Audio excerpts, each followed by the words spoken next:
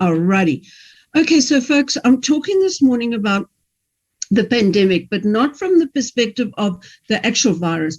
I want to talk about the knock-on effects of this pandemic. It's been scary. What I'm seeing, what the coaching world is seeing, what the psychology world is seeing, the mental health aspects of this thing are quite scary. So let's go.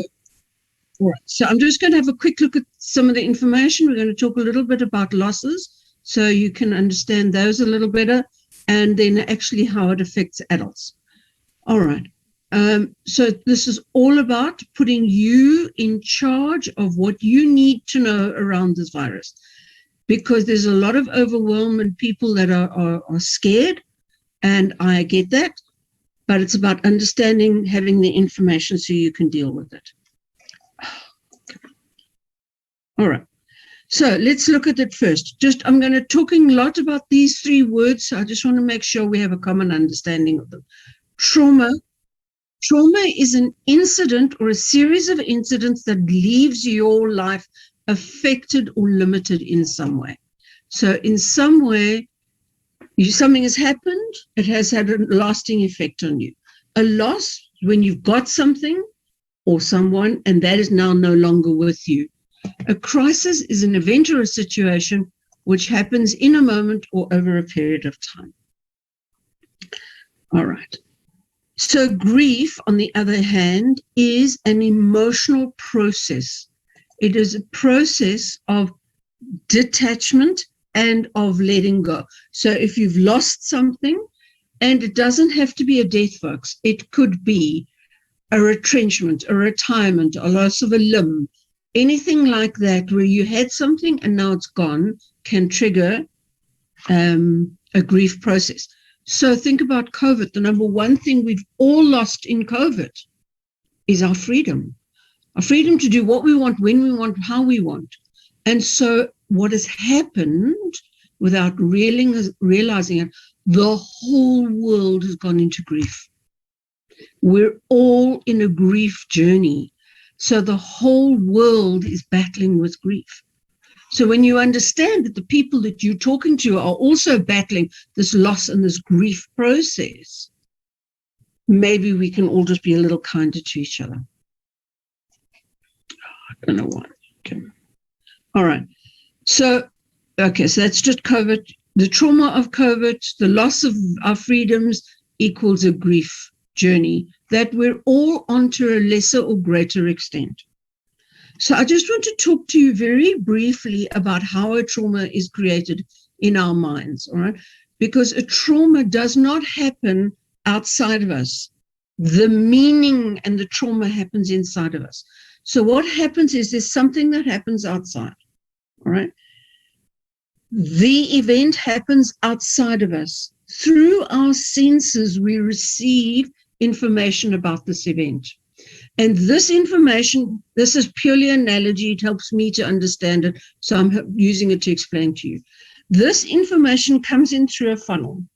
Now, if you think about a tree, okay, you look at the tree, you see visually what the tree looks like. You can walk up to the tree, you can touch its leaves, you can listen to the crackle. So there's a whole lot of dissociated bits of information that come into your funnel. When you are in a crisis situation, the brain scrambles to process that stuff. And often what happens is, out of those 3 bits of information about the tree, only 2 get processed, and the 1 stays behind.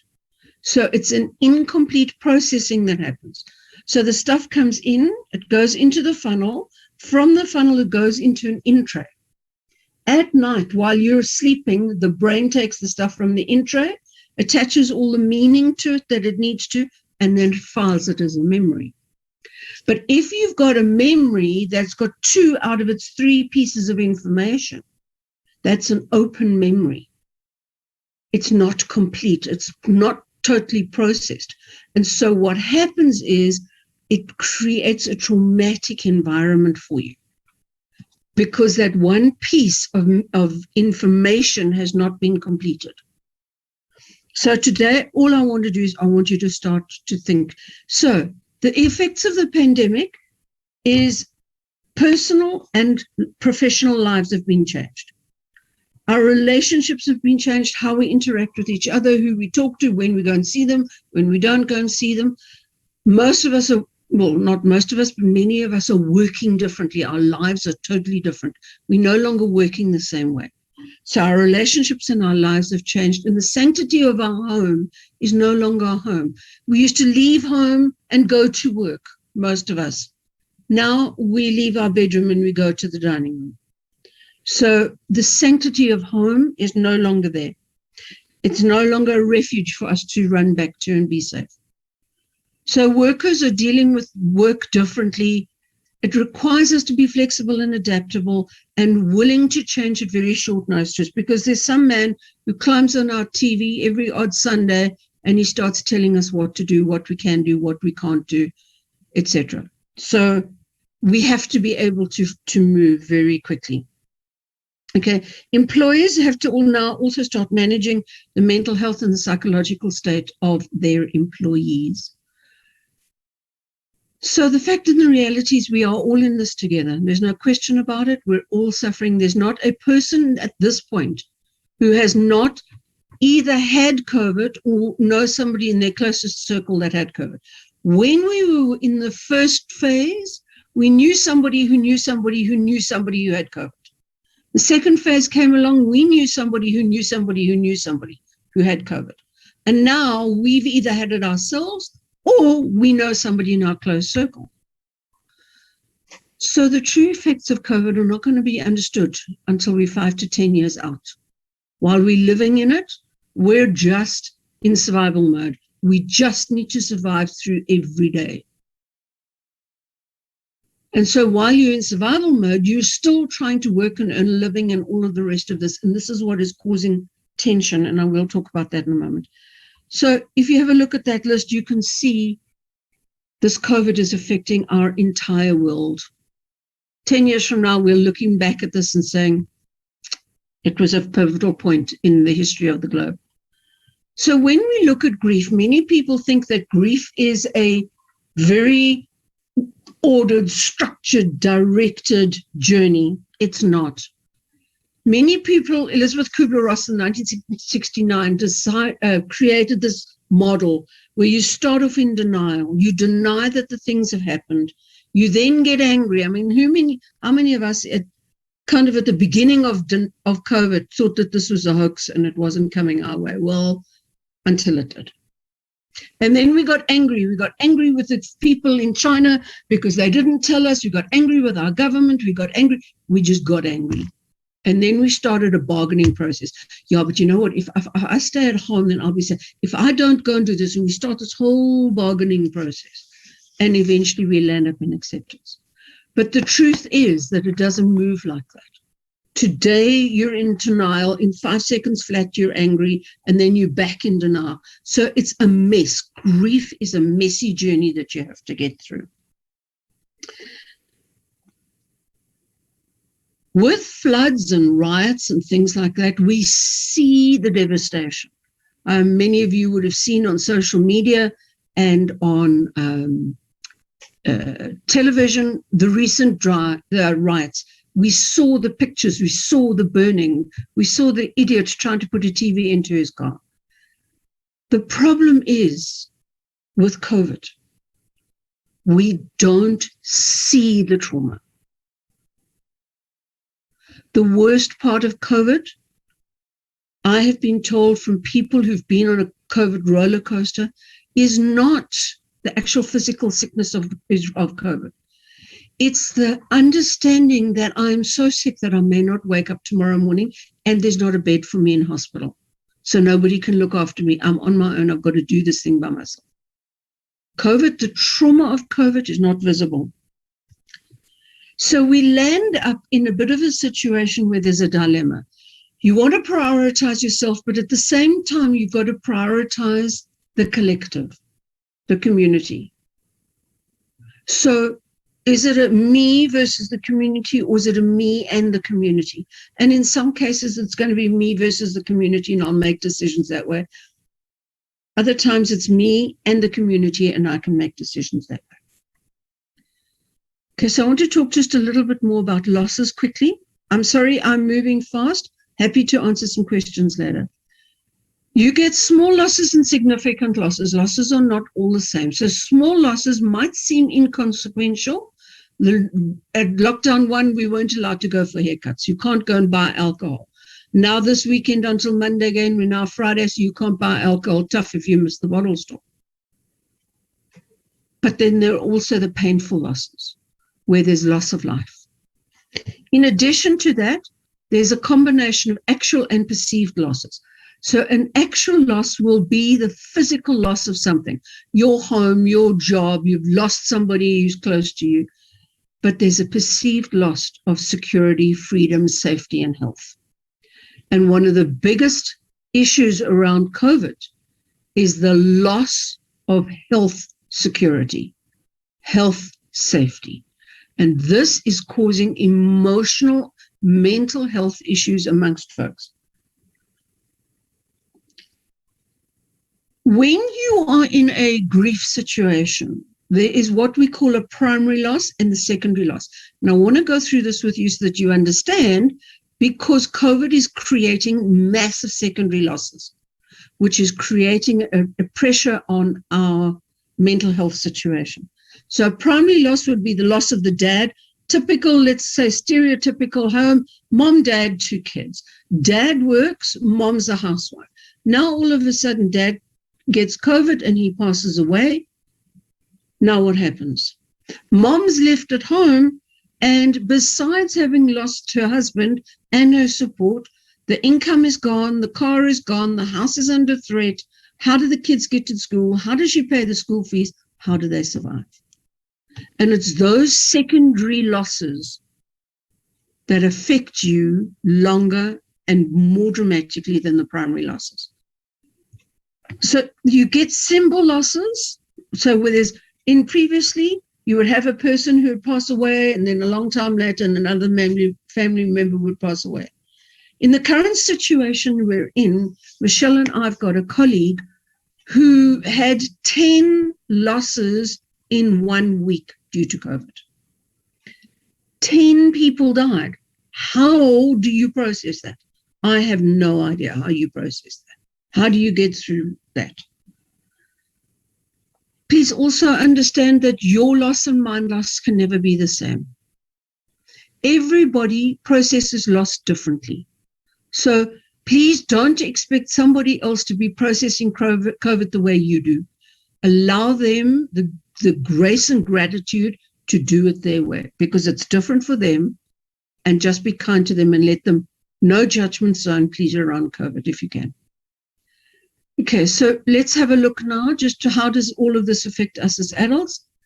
Well, businesses have now got 2 problems, because most of us are kind of small business owners, but just think about a business, bigger businesses. They've got to keep the business running. They've got to get the production of business, whatever that is, done. And yet at the same time, the human element has to come in. So if you are working with staff, understand that while you're still trying to drive business, they're just trying to survive. They're living in a life of survival. They're just trying to get through today, COVID-free and without losing their jobs. That's the reality of the world that we're in, folks. Okay, so I'm not going to go through all of these. There's some more important stuff at the back there. So understanding when to escalate, you escalate to somebody and you ask for help when there's been a change that has lasted for longer than 2 weeks. If you feel you're slipping into a depression, please put your hand up and ask for help. Have open conversations. And remember, as the adults, we are the role models for the children in our community. Chat to each other regularly, chat to people, talk about your fears. The minute you start talking about what you're scared of, you face it and you debunk it. Okay, you make it not so scary. When you start unpacking it and understanding what is driving the fear, you get into logic mode and then you can debunk it completely. All right, so what do you say when somebody's going through a loss situation? First of all, always just acknowledge and say, I'm so sorry to hear that so-and-so has passed. All right. If they've come to you for, so sorry that so-and-so has passed, my deepest sorry. So you're acknowledging that the loss has happened and you're expressing your condolences. In some way, you're genuinely sorry. If they are opening up to you and they're being vulnerable, please say thank you for having the courage to come and talk to me. It gives them the courage to carry on. Offer whatever support and assistance you can. Just learning to react when people start talking to you. All you have to do is listen. It's not your job to fix them. People in grief just want you to listen. They want to talk about their situation over and over and over again. So please just let them do that. Okay. Maintain as much normalness as you can. Be careful of burnout and support yourself first. How do you do that? By becoming aware of your own traumas, by becoming aware of your own signs and asking for help. If you're struggling, you can't be there to help others. So please make sure that you are doing the best that you can. All right. Just before COVID, 46% of people who referred to DOG suffered from depression. Now the figures are over 60%. So I'm not going to go through all of these. During lockdown, 55% of people are fearing panic and anxiety. Those are financial stress and depression. 2 times more women than men will suffer from depression in their lifetimes. 20% of all South Africans pre-COVID were suffering from depression. Now, you'll remember depression was one of the stages of grief. So coming in the COVID space, that's where we are. 80 to 90% of people will recover from short-term depression. So if you need help, folk, please go and get it. Put your hand up, talk to your GPs, talk to your mental health professionals. Get help. Don't struggle on your own. The quicker you get help, the quicker you can be okay again. When do you go for help? You go for help when you are not the same way you were, like for 2 weeks. Don't expect your children to be reacting the same way as you do. Children grieve or they share in very small pockets. All right. So a child will be out in the playground, they will be running around, they will be in tears on your lap, and then 30 seconds later, they're out in the playground. That's fine. As the older the child gets, the longer those periods of grief get. But young children grieve very quickly, and they share small amounts of information. So please take care of your well-being. Everybody reacts in different ways. So share openly, share regularly. All right. If you can find somebody to talk about your struggles with, please do on a daily basis.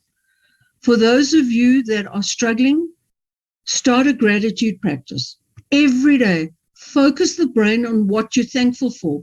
It takes the brain out of that anxiety mode and it balances it with what you're thankful for.